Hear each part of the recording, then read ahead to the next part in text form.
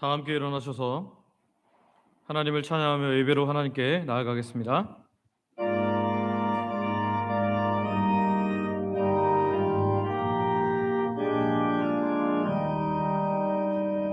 성부 성자와 성령 영원히 영광 받으옵소서. 대처로 지금까지 또 길이 영원 무궁 성삼위께 영광. 아멘.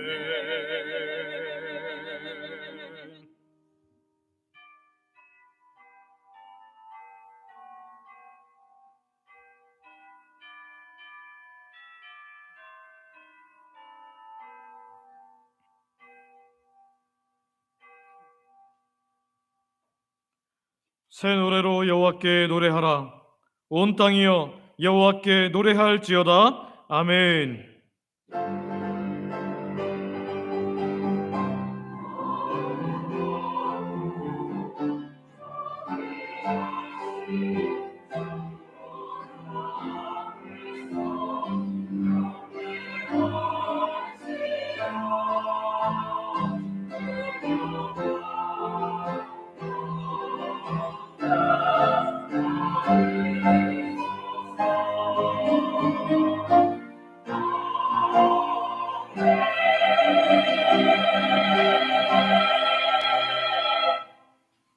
아버지 하나님, 어제도 오늘도 내일도 영광 받으실 분은 우리를 창조하시고 구원하시고 지금도 우리를 위해 섭리하시는 하나님임을 고백합니다. 비록 지난 주간도 죄인된 우리가 연약함으로 죄를 지었으나 그리스도의 보혈을 의지하여 나왔사오니 우리를 용서하여 주시고 주 안에서 참된 기쁨으로 충만케 하여 주시옵소서. 예수님의 이름으로 기도드립니다. 아멘. 사도신경으로 우리의 신앙을 고백하겠습니다. 전능하사 천지를 만드신 하나님 아버지를 내가 믿사오며 그 외아들 우리 주 예수 그리스도를 믿사오니 이는 성령으로 잉태하사 동정녀 마리아에게 나시고 본디오 빌라도에게 고난을 받으사 십자가에 못 박혀 죽으시고 장사한 지 사흘 만에 죽은 자 가운데서 다시 살아나시며 하늘에 오르사 전능하신 하나님 우편에 앉아 계시다가 저리로서 산자와 죽은 자를 심판하러 오시리라. 성령을 믿사오며 거룩한 공예와 성도가 서로 교통하는 것과 죄를 사하여 주시는 것과 몸이 다시 사는 것과 영원히 사는 것을 믿사옵나이다. 아멘. 자리에 앉으셔서 성경 교독하겠습니다. 교독문 21번입니다. 내가 여호와를 항상 송축하며 내 입술로 항상 주를 찬양하리이다.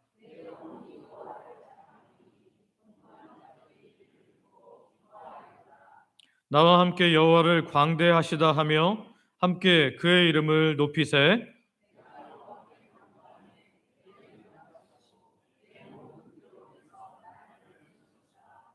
이 곤고한 자가 부르짖음에 여호와께서 들으시고 그의 모든 환난에서 구원하셨도다.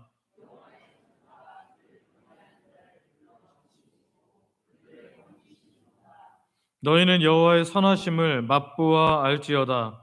그에게 피하는 자는 복이 있도다.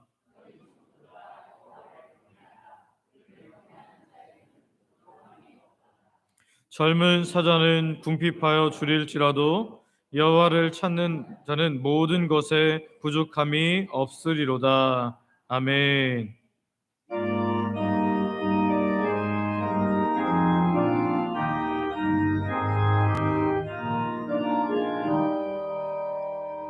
멸관 벗어서 주 앞에 드리세. 저 천사 기쁜 노래가 온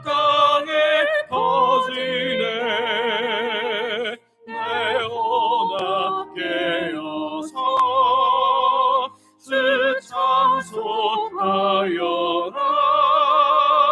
온 백성 죄를 속하신 만왕의 왕일세. 멸류관 벗어서 주 앞에 들이세.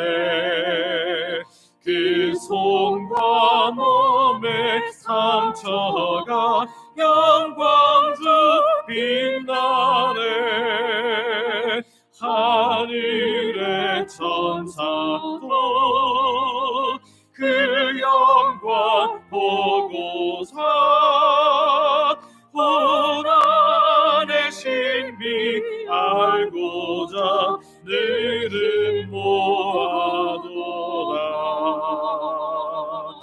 멸류관 벗어서 주 앞에 들이세. 온 세상 전쟁 그치고 참 평화 오겠네. 주 보좌 앞에서 온 백성 엎드려 그 한량없는 영광을 늘 찬송합니다.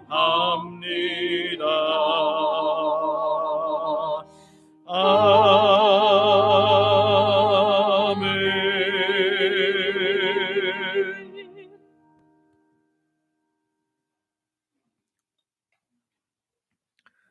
아버지 하나님, 우리의 삶을 돌아보면 나의 나 된 것은 하나님의 은혜라고 고백했던 바울의 고백처럼 모든 날들이 은혜와 사랑이었습니다. 은혜와 사랑을 베푸시는 하나님을 찬양합니다.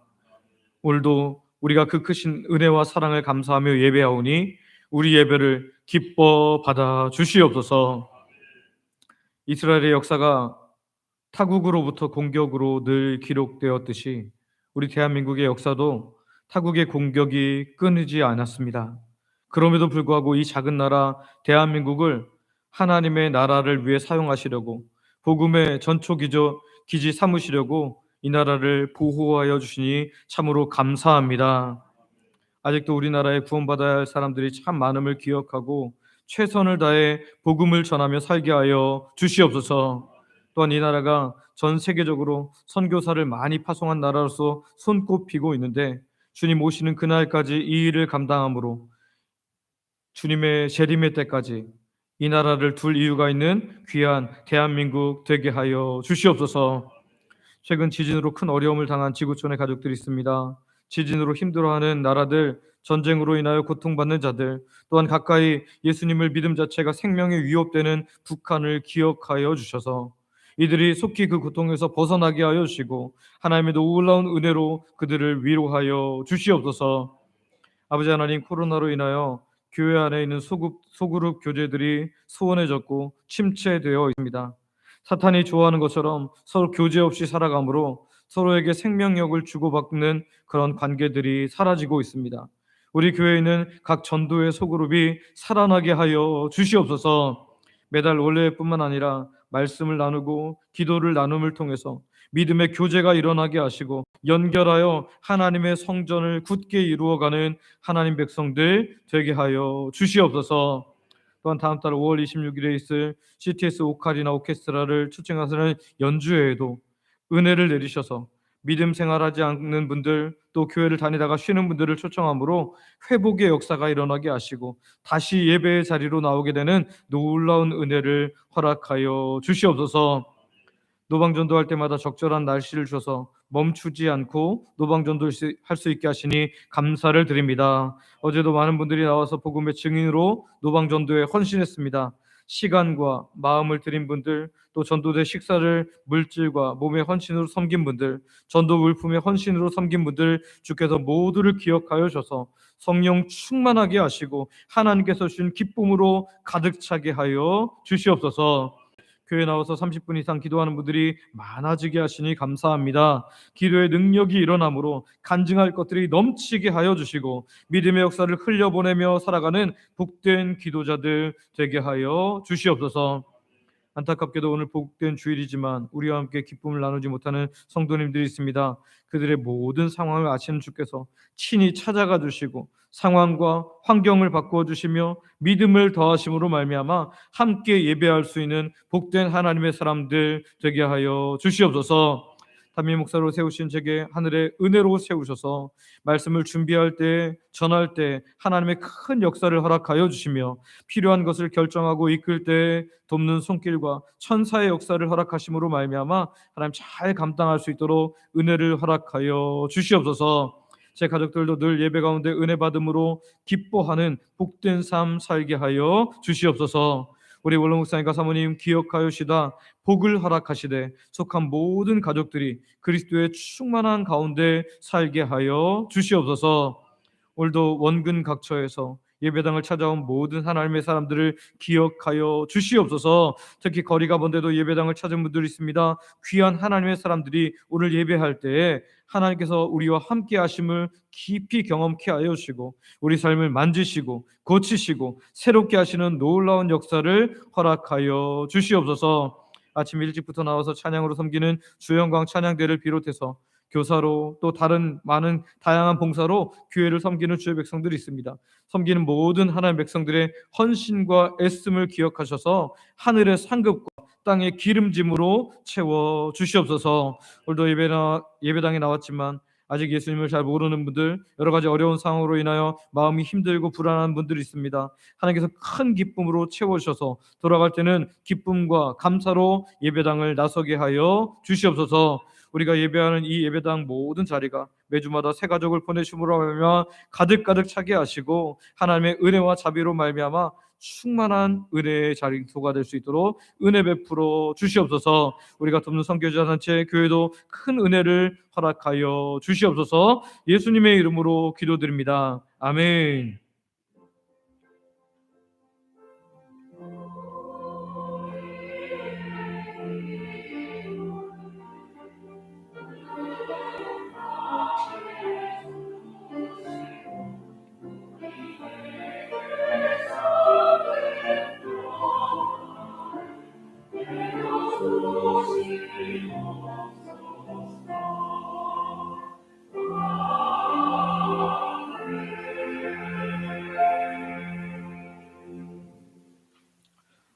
주영광 찬양대가 준비한 찬양으로 하나님께 영광 돌려드리겠습니다.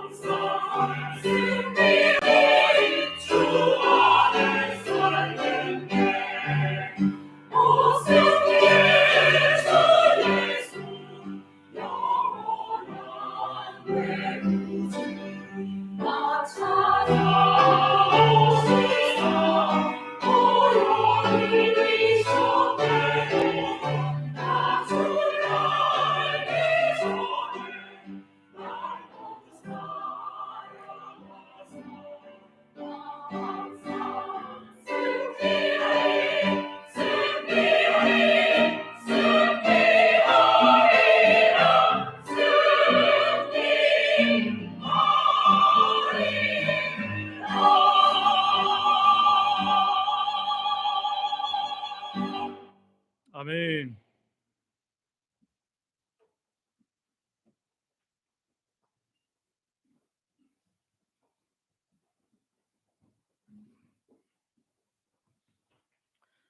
우리에게 주신 하나님의 말씀은 신약성경 히브리서 11장 23절입니다.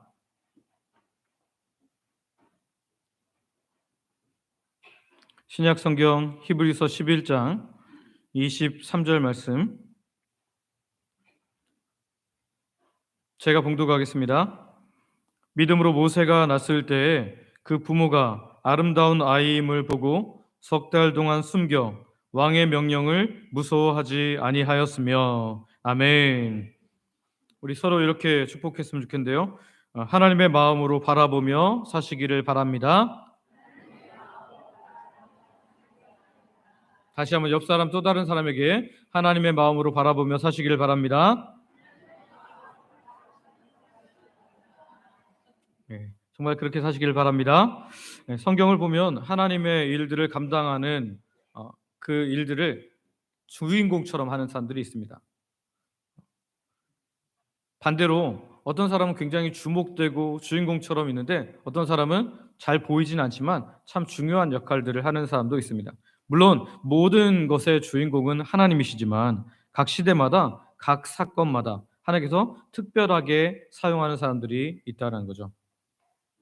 하나님께서 특별하게 사용하셨던 사람들 중에 중요한 사람 한 사람은 우리가 잘 아는 모세라는 사람입니다. 모세는 애굽에 속박되어 고통당하고 있는 많은 사람들을 하나님의 뜻에 의해서 하나님의 명령을 따라서 애굽의 바로의 손에서 건져내는 역할을 했고요. 또한 광야의 모든 길들을 인도하는 영도자의 역할들을 감당했습니다. 너무나 귀하게 사용되어지는 하나님의 사람이었기 때문에 이스라엘 백성들은 지금도 이스라엘 사람들은 모세를 그 누구보다도 존경하고 귀하게 여기는 것을 보게 됩니다. 그런데 사실 이 모세는 태어나자마자 죽을 뻔한 사람이었습니다. 우리가 잘 아는 것처럼 요셉을 모르는, 요셉이 애굽의 총리여서 이 요셉의 모든 가족들이 다 이쪽으로 넘어오게 되잖아요. 그런데 이 요셉을 모르는 바로가 왕자를 차지함으로 인해서 애굽에서 점점 많아지는 이스라엘 사람들의 숫자는 애굽의 바로에게 위협으로 느껴졌습니다. 그래서 그는 이스라엘 백성들의 숫자를 감축하기로 결정했습니다. 정말 말도 안 되는 아주 강한 명령을 내렸는데요. 그 명령이 무엇이었습니까? 출애굽기 1장 15절부터 16절 말씀을 보면 이렇게 되어 있습니다. 같이 한번 읽을까요? 시작. 애굽 왕이 히브리 산파 시프라라 하는 사람과 부하라 하는 사람에게 말하여 이르되 너희는 히브리 여인을 위하여 해산을 도울 때 그 자리를 살펴서 아들이거든 그를 죽이고 딸이거든 살려두라. 아멘. 산파들에게 명령을 내렸습니다. 어떤 명령이었어요? 히브리 여인을 위해서 해산을 도울 때 그 자리를 살펴서 아들이면 그 아이를 죽이고 딸이면 살려두라. 산파들에게 내린 명령이기 때문에 이 명령은 산파들이 지켜야 되는 것이었죠.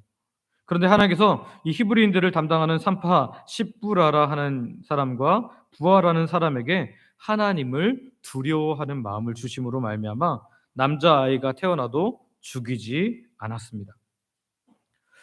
바로는 이런 지엽적인 명령으로는 안 되겠다라는 생각을 해서 다시 명령합니다. 이때는 모든 백성을 향하여서 명령하는 거죠. 아들이 태어나거든 너희는 그를 나일강에 던지고 딸이거든 살려두라. 이제는 산파에게 명령한 것이 아니라 모든 사람에게 주어진 명령이었기에 남자 아기가 태어나면 무조건 죽여야만 했습니다. 하필이면 모세가 이때에 태어난 것이죠. 그런데 모세의 부모는 남자 아기였던 모세를 차마 죽일 수 없었습니다. 그래서 석 달 동안 조용히 숨겨서 키웠습니다. 그리고 아기의 목청이 더 커져서 더 이상 숨길 수 없을 때가 되었을 때 아기를 하나님께 맡기면서 애굽의 나일강에 보냈지만 버린 것이 아니라 갈대 상자의 역청을 잘 칠하여서 물이 새지 않게 조치하고 나일강 물에 있는 갈대 사이에다가 띄워 놓았습니다. CCM 중에 요게벳의 노래라는 곡이 있는데요. 거기 가사를 보면 이 갈대 상자가 강물에 이렇게 막 둥둥둥둥 떠내려가는 것처럼 그렇게 묘사하고 있지만, 사실은 모세의 어머니는 이 갈대 사이에서 떠내려가지 않도록 갈대 사이에다가 그 갈대 상자, 아이를 담은 갈대 상자를 조치해 두었다라는 거죠. 그래서 바로의 딸 공주는 모세가 있는 갈대 상자를 발견하고 데려다가 그 모세를 키우게 됩니다. 만약 모세의 부모가 왕의 명령이 두려워서 처음부터 태어난 이 신생아 아기를 나일강에 버렸다면 그는 하나님께 사용되기도 전에 죽었을 것입니다. 그러나 모세의 부모의 믿음을 사용하셔서 하나님께서는 모세를 이스라엘의 출애굽 영도자로 삼으신 줄 믿습니다. 모세는 태어나자마자 죽을 만한 상황에 처해졌었지만 하나님의 뜻 안에서 모세의 부모의 믿음으로 말미암아 그가 살았고 이스라엘을 위해서 귀하게 섬기는 사람이 되었다라는 거죠. 오늘 우리는 히브리서 11장, 곧 믿음장이라고 불리는 이 장에서 믿음의 사람 모세를 살펴보기 전에 히브리서 기자가 소개하고 있는 모세의 부모의 믿음을 함께 살펴보고자 합니다. 첫 번째는요, 믿음은 하나님의 눈으로 바라보는 것이다라는 거예요. 믿음은 누구 눈으로 보는 거라고요? 하나님의 눈으로. 믿음의 속성에는 여러 가지가 있겠지만 오늘 모세의 부모를 통해서 나타나는 믿음의 속성은 보는 관점이 하나님의 관점이 된다는 거예요. 관점이 하나님의 관점이 된다. 오늘 본문 24절 말씀 우리 같이 한번 읽어보도록 하겠습니다. 같이 읽습니다. 시작. 믿음으로 모세가 낳았을 때에 그 부모가 아름다운 아이임을 보고 석 달 동안 숨겨 왕의 명령을 무서워하지 아니하였으며. 아멘. 모세가 세상에 태어났을 때에 그 부모된 아므람과 요게벳은 아름다운 아이로 이 모세를 보았다라고 설명하고 있습니다. 이 말이 무슨 뜻일까요? 모세가 태어났을 때 다른 아기보다 유난히 이뻐서 그 부모가 다른 아이들과는 달리 이 아이가 너무 예뻐서 참아 죽일 수 없었다는 이야기일까요? 아니면 모세 부모도 속담처럼 고슴도치도 자기 새끼는 함함하다라는 것처럼 고슴도치도 자기 새끼는 함함하다라는 속담이 있는데요. 저는 함함하다가 귀엽다 뭐 그런 뜻으로 짐작했는데 찾아보니까 그런 뜻이 아니었습니다. 털이 부드럽고 반지르르하다라는 것이었습니다. 물론 완전히 처음 태어났을 때는 그럴 수 있겠죠. 그러나 조금만 지나면 새끼 고슴도치도 털이 굉장히 뻣뻣하고 남들을 공격할 만한 그런 털일 거예요. 그런데 고슴도치가 볼 때는 자기 새끼는 그렇게 부드럽고 윤기가 나는 그런 털로 보인다라는 거죠. 자기 새끼니까 그저 모든 것이 다 좋아 보이고 예뻐 보인다는 거죠. 모세의 부모가 만약에 자녀를 이렇게 예뻐한 거였다면, 내 자식이어서 예뻤거나 또는 너무 예쁜 아기여서 그렇게 참아 죽이지 못했다면 그것을 믿음이라고 말하지는 않았을 것입니다. 출애굽기 본문을 가서 확인해 보면 이렇게 말하는데요. 출애굽기 2장 2절 말씀입니다. 앞에 있습니다. 같이 읽습니다. 시작. 그 여자가 임신하여 아들을 낳으니 그가 잘생긴 것을 보고 석 달 동안 그를 숨겼으나. 아멘. 우리는 모세의 어머니가 요게벳이라는 것을 아는데요. 여기 그 여자가 요게벳인데요. 요게벳이 모세를 낳았는데 그가 너무 잘생겨서 석 달 동안 숨긴 것처럼 보여집니다. 아기가 예쁠 수 있죠. 저도 아기가 다 태어나면 똑같이 다 예쁘다고 생각했는데 인물이 없는 아이들은 분명히 있습니다. 분명히 있어요. 그런데 아기가 너무 예뻐서 모세를 살려준 거냐, 잘생겨서 살려준 거냐, 그래서 저는 진짜 너무 궁금했어요. 히브리서 기자가 말하는 믿음이라는 게 출애굽기 2장에서 보는 것처럼 잘생긴 외모 때문일까? 그런데 이 히브리어 성경을 보니까요, 이 잘생겼다라는 그 부분이 토부라는 단어로 되어 있더라고요. 토부가 뭐냐면 언제 나오냐면 하나님께서 세상을 창조하실 때 만드시고 나서 매일마다 반복하시는 게 있어요. 보시기에 어땠더라? 좋았더라. 보시기에 좋았더라. 이 좋았더라가 바로 토부였습니다. 하나님께서 보시기에 좋은 상태. 모세를 보았을 때 하나님께서 보시기에 너무 귀중한 생명이었음을, 함부로 할 수 없는 존귀한 생명이었음을 요게벳을 비롯한 아므람이 함께 느꼈던 것입니다. 목사님, 그 추측 아닙니까? 이렇게 물으실 분들도 있을 텐데요. 성경이 또한 이것을 증거합니다. 다른 성경에서는 이 모세의 태어남에 대해서 모세의 부모인 요게벳과 아므람이 모세를 어떻게 보았다고 하고 있냐면, 사도행전 7장 20절에 보니까 이렇게 말해요. 같이 한번 읽어볼까요? 시작. 그때 모세가 났는데 하나님 보시기에 아름다운지라 그의 아버지의 집에서 석 달 동안 길리더니. 아멘. 사도행전을 기록한 누가는 스데반의 설교를 통해서 모세가 태어났을 때 부모들이 그를 하나님의 관점으로 보고 있는 것을 분명히 말씀하고 있습니다. 하나님의 보시기에 아름다운지라. 하나님의 보시기에 아름다운지라. 출애굽기는 여자 곧 요게벳을 중심으로 기록되어 있고요. 사도행전은 아버지 중심으로 기록되어 있는데, 즉 어머니 요게벳뿐만 아니라 아버지 아므람도 모세가 하나님 보시기에 너무나 아름다운 존재, 귀한 존재였기 때문에 그를 살려두기 위해서 믿음을 사용했다라는 것입니다. 그렇습니다. 믿음은 하나님의 마음을 가지고 바라보는 것입니다. 믿음은 하나님의 마음을 가지고 바라보는 것이라는 거죠. 하나님의 마음을 가지고 세상을 바라보고 하나님의 마음을 가지고 사람을 바라보는 것입니다. 찬양 중에 이런 찬양이 있죠. 아버지 당신의 마음이 있는 곳에 나의 마음이 있기를 원해요. 이렇게 하다가 후렴은 이렇게 되죠. 나의 마음이 아버지의 마음 말아 내 모든 뜻 아버지의 뜻이 될 수 있기를 나의 온 몸이 아버지의 마음 말아 내 모든 삶 당신의 삶 되기를. 아멘. 그렇습니다. 믿음은 하나님의 눈으로 바라보는 것이고 하나님의 마음으로 보는 것입니다. 하나님께서 기뻐하시는 곳에 나의 마음을 두는 것이에요. 믿음을 가진 모세의 부모는 단순히 인간적인 시각으로 아이가 예뻐서 내 새끼니까 이렇게 죽이지 않은 것이 아니었습니다. 또한 당시 최고의 권력이며 거의 신으로 추앙받았던 애굽의 왕, 곧 바로의 명령이 떨어졌을 때 아이가 나면 죽이라고 분명히 했을지라도 내 생명을 위해서는 죽여야 할 아이로 바라보지 않았다라는 것입니다. 하나님의 눈으로, 하나님의 시각으로 이 아이를 바라보니까 모세가 너무나 존귀한 존재, 아름다운 존재였다는 것이죠. 감히 나일강에 던져서 죽일 수 없는 너무 아름다운 생명을 가진 아이였다라는 것입니다. 예수님께서 이 땅에 계실 때 예수님은 어떤 시각으로 사람들을 바라보셨을까요?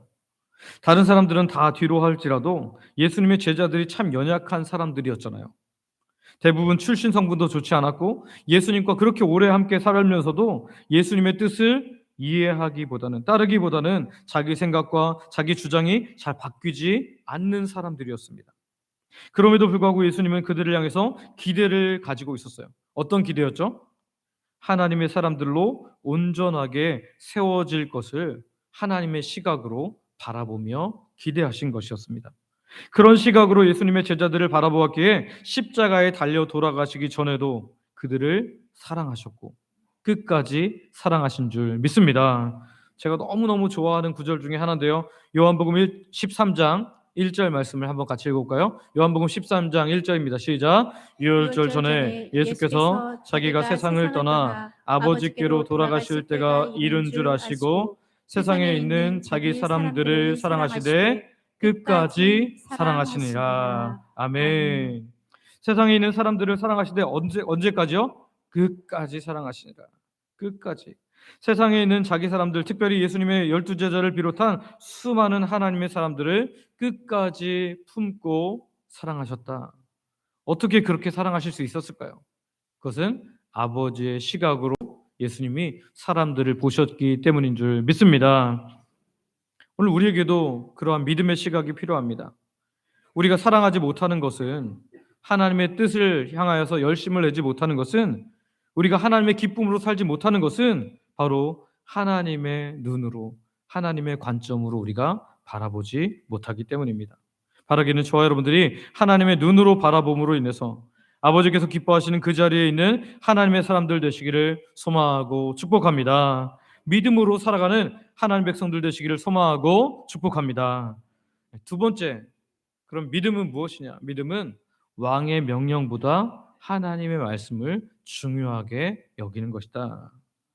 믿음은 왕의 명령보다 하나님의 말씀을 중요하게 여기는 것이다 라는 거죠. 우리는 참으로 연약한 존재이기 때문에 사람들의 이야기에 이리저리 휘둘립니다. 누군가 내게 와서 아무개가 당신을 험담하고 다니더라 이렇게 이야기를 듣게 되면 그때부터 굉장히 예민해지죠.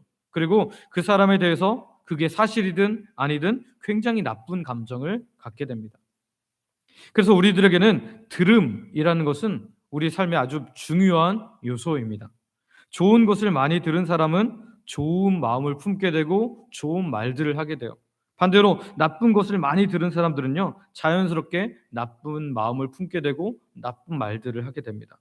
즉 우리는 상황과 환경의 지배를 많이 받는 연약한 존재라는 것이죠.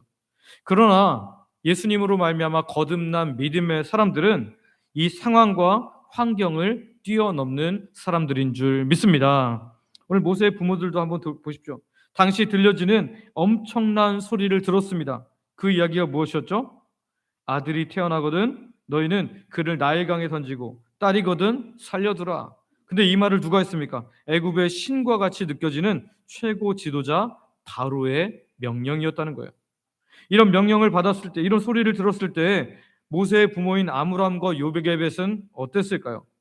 전혀 두려워하지 않았을까요? 전혀 상관하지 않았을까요? 전혀 영향받지 않았을까요? 아닐 겁니다. 다른 사람과 같이 똑같이 두려워했을 것이고 다른 사람과 같이 명령을 이렇게 따라야 되나 하면서 고민했을 거예요. 그러나 믿음의 사람들은 사람의 소리보다 하나님의 소리가 우선순위가 되는 줄 믿습니다. 사람의 소리보다 하나님의 소리가 우선되는 거죠. 성경에서는 이 부분에 있어서 실패했던 사람들을 많이 보여주는데요. 대표적인 사람이 이스라엘의 초대 왕인 사울입니다. 사울이 아말렉과의 전투에서 하나님의 말씀을 어겼습니다. 하나님께서는 아말렉과의 전투에서 아무것도 남기지 말고 진멸하도록 명령하셨는데도 불구하고 아말렉 왕인 아각을 살려두었고요. 괜찮아 보이는 짐승들을 남기었습니다. 사무엘이 그에게 와서 호되게 나무라죠. 사무엘상 15장 19절 말씀. 사무엘상 15장 19절 말씀 같이 읽을까요? 시작. 믿음으로 모세가 났을 때 그 부모가 아름다운 아이임을 보고 잠깐만요. 사무엘상 이 말씀이 틀리네요. 15장 19절을 보면 어찌하여 왕이 여호와의 목소리를 청종하지 아니하고 탈취하게만 급하여 여호와께서 악하게 여기시는 일을 행하였나이까. 이렇게 하면서 지금 사무엘이 사울 왕을 굉장히 호되게 나무라는 것을 보게 됩니다. 그리고 하나님께서 이것으로 인해서 왕을 버리셨습니다 라고 이야기해요. 그때 사울이 막 떠나라고 할 때 사울을 이제 사무엘이 떠나려고 할 때 사무엘에게 이렇게 말합니다. 15장 24절과 30절인데요. 아까 15장 24절과 30절 띄워주시죠. 사무엘상 15장 24절과 30절.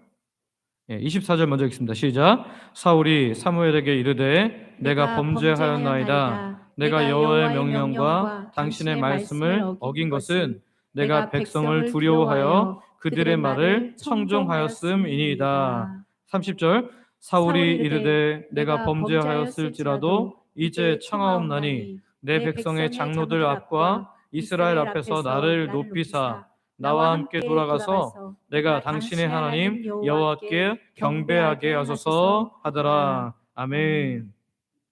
자, 지금 잘못을 해서 하나님께서 당신을 버렸습니다라고 사무엘에게 들은 이 사울이 뭐라고 말합니까? 제가 누구의 소리를 두려워해서 이렇게 한 거라고요?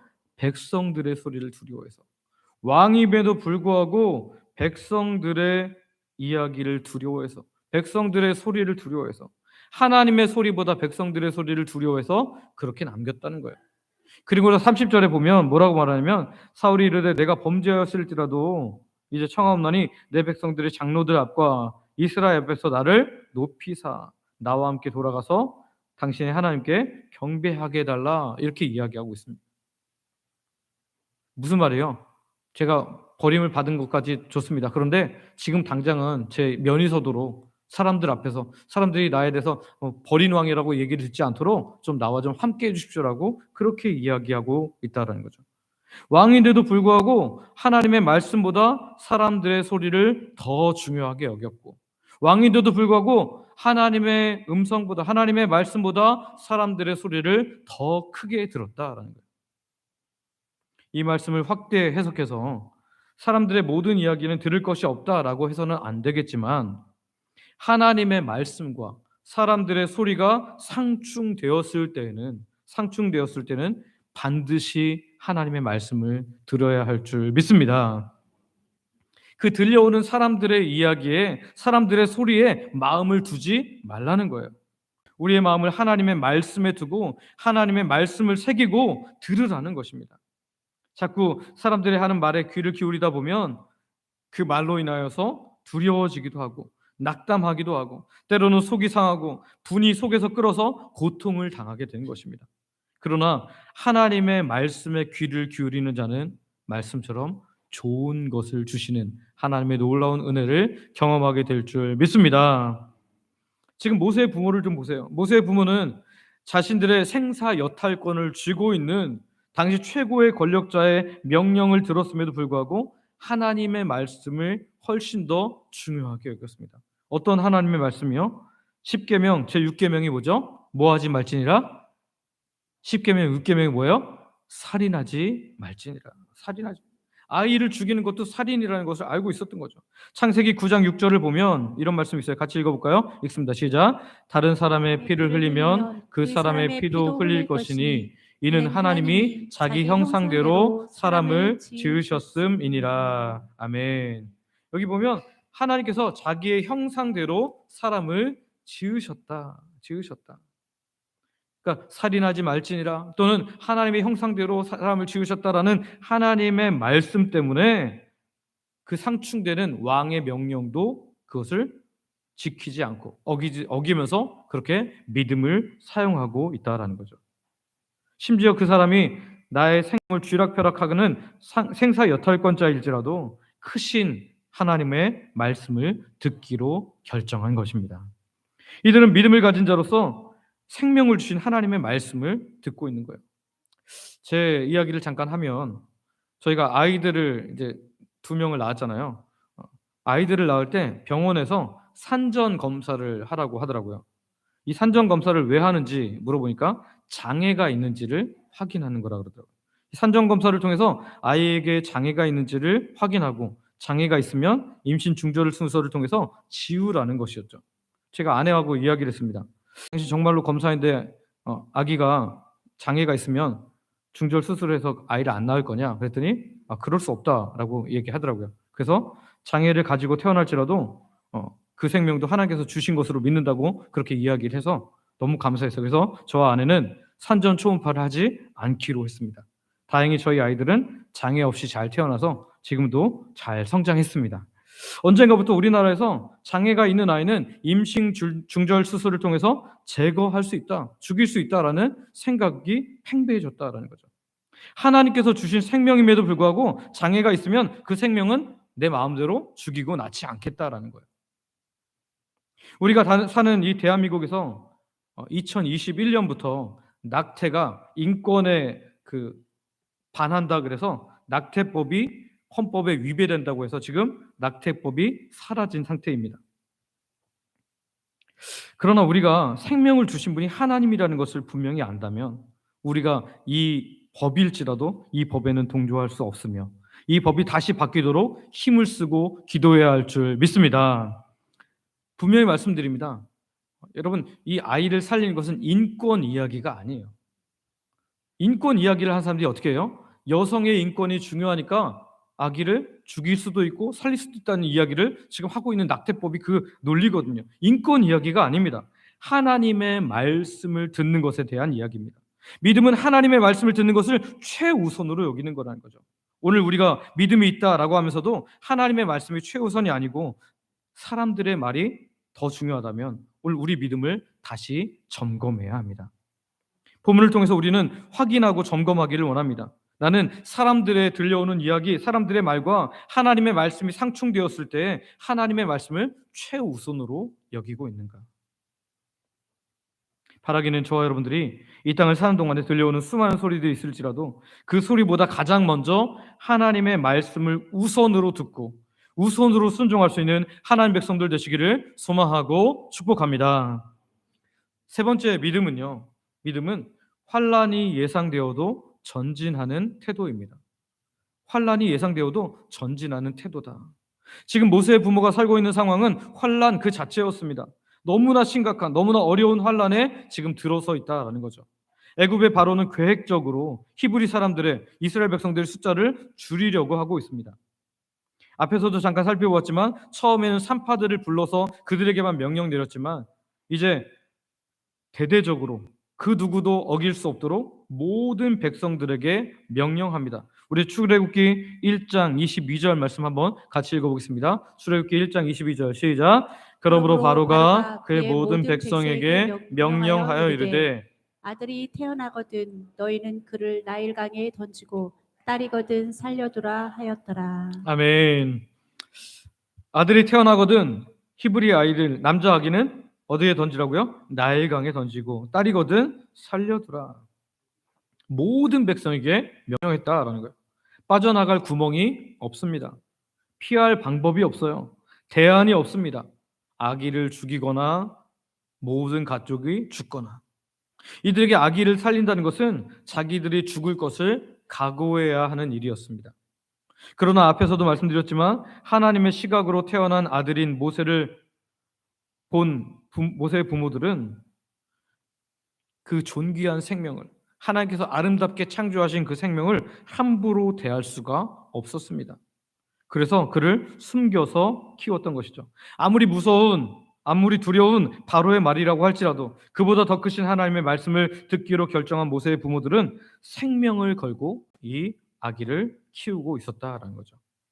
여기서 우리는 믿음의 중요한 속성을 하나 발견하게 되는데요. 믿음은 하나님의 뜻이라면 그 앞에 환란이 보일지라도 그곳을 향해서 전진하는 것이라는 거예요. 모세를 살리기 위해서 모세의 부모와 모세의 형제들은 아마 숨 죽이면서 힘들게 살았을 것입니다. 아기가 있는데도 아기가 없는 것처럼 살아야 했기 때문이죠.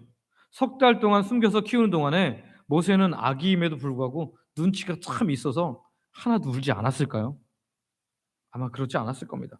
분명히 울었을 거예요. 그런데 그 소리를 상쇄하기 위해서 온 가족들이 힘을 다하여 더 큰 소리를 냈거나 또는 소리를 흡입할 수 있는 이불이나 많은 것으로 그 아이를 덮어서 그 소리를 죽여야만 했을 거예요.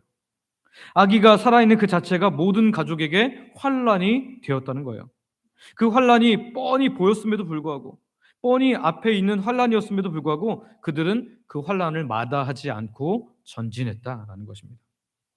믿음은 하나님의 뜻이 있다면 환란을 마다하지 않고 그 환란을 향해서 전진하는 것인 줄 믿습니다. 우리가 잘 아는 사도 바울의 고백을 한번 읽어보기로 하는데요.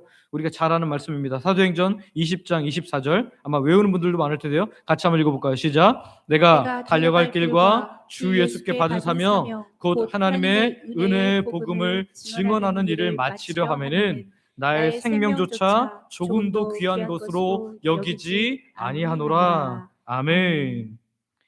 예루살렘으로 다시 복음을 전하러 돌아가면 환란이 있을 것이라는 것을 바울 사도도 이미 성령님을 통해서 들었습니다. 바로 앞절인데요. 제가 읽어드릴게요. 사도행전 20장 23절입니다. 오직 성령이 각성에서 내게 증언하여 결박과 환란이 나를 기다린다 하시나. 우리가 24절은 잘 알고 있지만 23절을 알고 24절을 해야 돼요. 성령이 말씀하세요. 너 이제 복음 전하러 다시 가면 결박과 환란이 있을 거야. 근데 그때 뭐라 그러는 거예요? 내가 달려갈 길과 주의 숙에 받은 사명 곧 하나님의 은혜의 복음을 증언하는 일을 마치려 하면은 나의 생명조차 조금도 귀한 것으로 여기지 아니하노라. 할렐루야. 지금 사도 바울이 환란이 있을 걸 잘 몰라서 예루살렘으로 돌아가는 것이 아닙니다. 분명히 말씀하셨어요. 그리고 심지어 많은 사람들이, 기도하는 많은 사람들이 하나님의 뜻을 알게 되었습니다. 그래서 바울 사도를 만류합니다. 거기 가면 환란이 있을 겁니다. 가지 마십시오라고 그렇게 막 울면서 그들이 이 바울 사도를 만류합니다. 그럼에도 불구하고 그는 환란을 알고도 환란을 향해서 나아갑니다.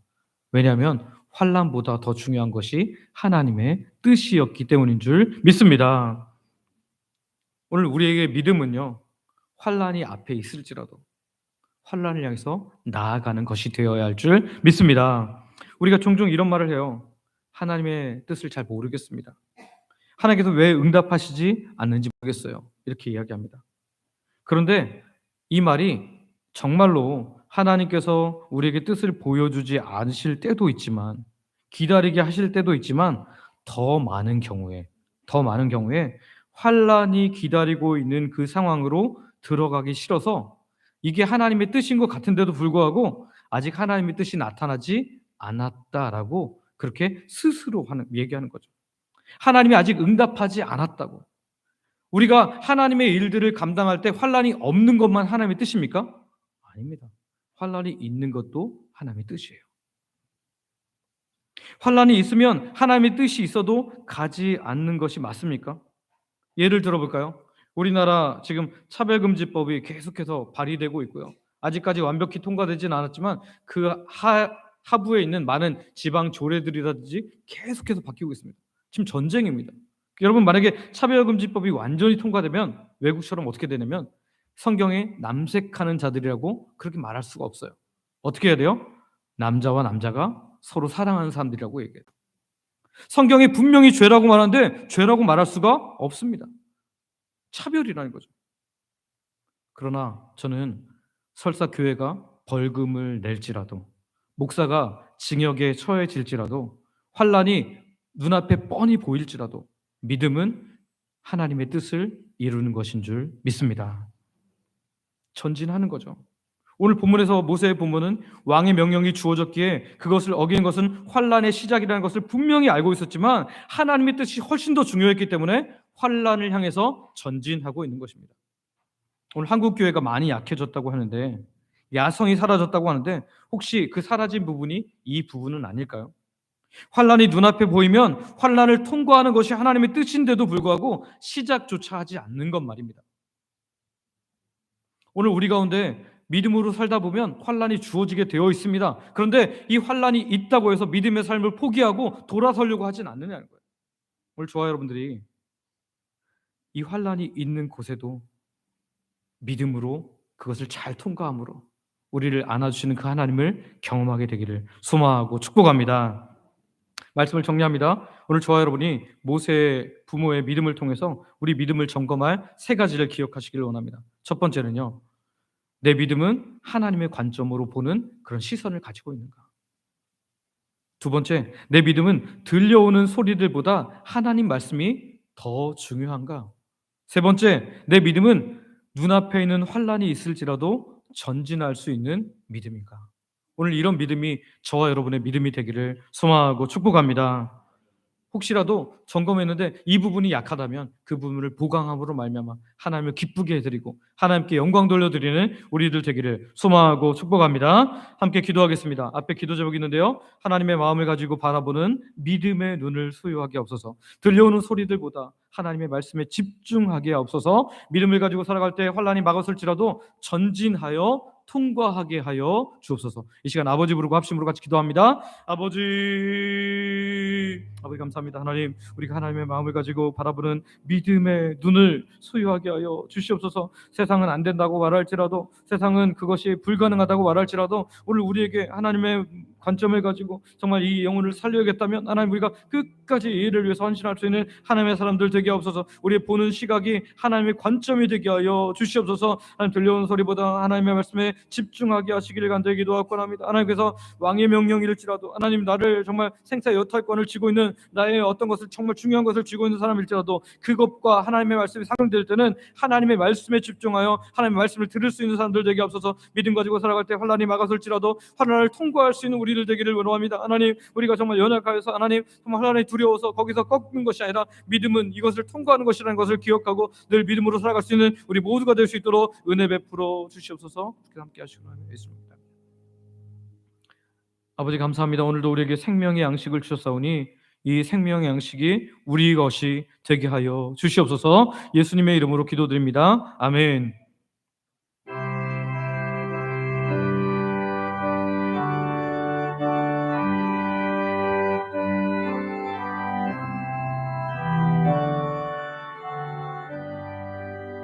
환난과 핍박 중에도 성도는 신앙 지켰네.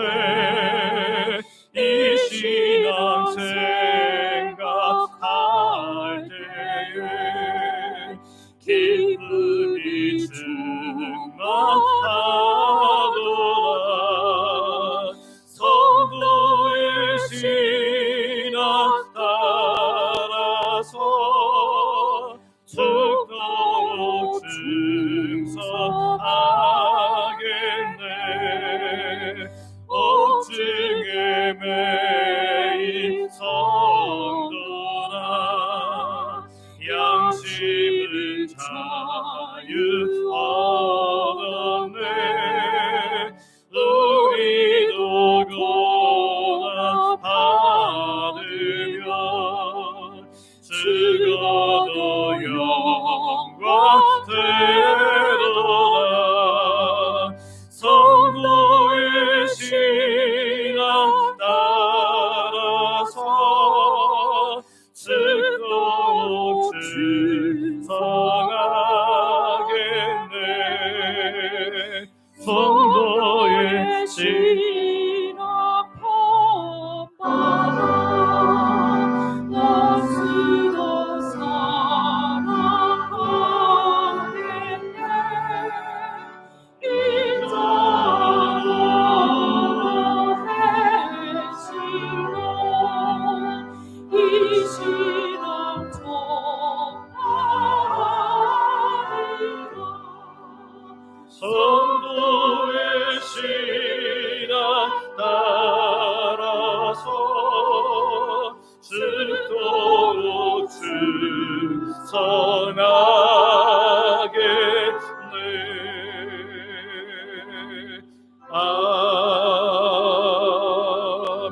아멘.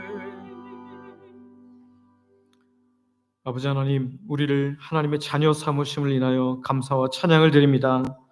주님, 소망하고 있기는 우리에게 기대하시는 것처럼 우리가 하나님의 마음을 가지고 바라보는 믿음의 눈을 허락하여 주시옵소서. 들려오는 많은 소리들보다 하나님의 말씀을 집중할 수 있는 영적 귀를 허락하여 주시옵소서. 환난이 앞에 있을지라도 믿음을 가지고 환난을 통과할 믿음의 야성을 허락하여 주시옵소서. 그렇게 하실 하나님을 믿으며 감사와 찬양을 드립니다.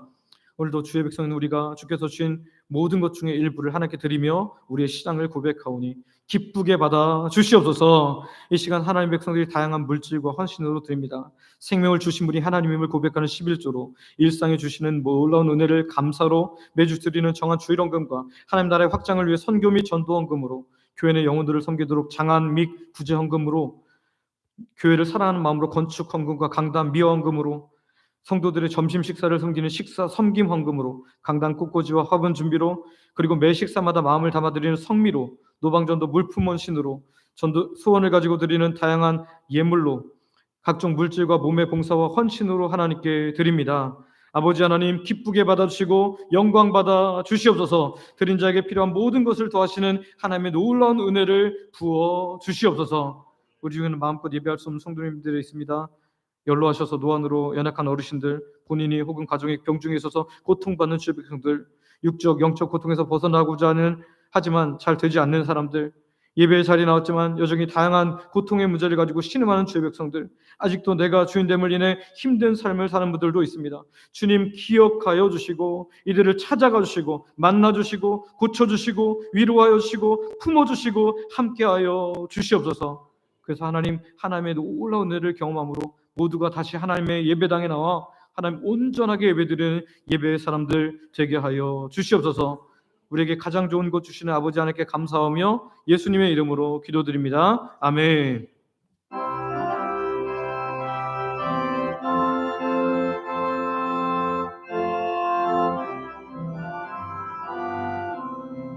우리 다시 만날 때까지 하나님이 함께 계셔 분계로서 인도하며 도와주시기를 바라네. 다시 만날 때 예수 앞에 만날 때 다시 만날 때 그때까지 계심 바라네. 우리 다시 만날 때까지 하나님이 함께 계셔 위태한 일 명쾌하고 품어주시기를 바라네. 다시 만날 때 예수 앞에 만날 때 다시 만날 때 그때까지 계심 바라네. 원로 목사님 축복하시겠습니다.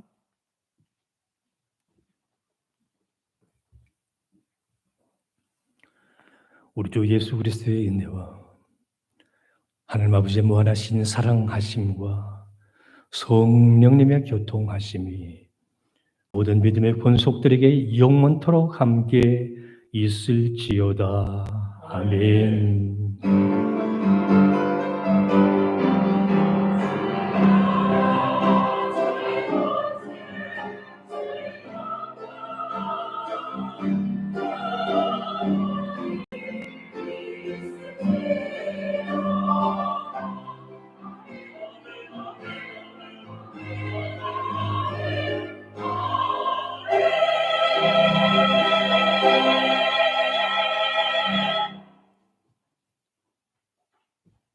자리에 앉으시기 바랍니다. 교회 소식입니다. 처음 오신 분들을 환영하고 등록하여 함께 믿음 생활하기를 원합니다.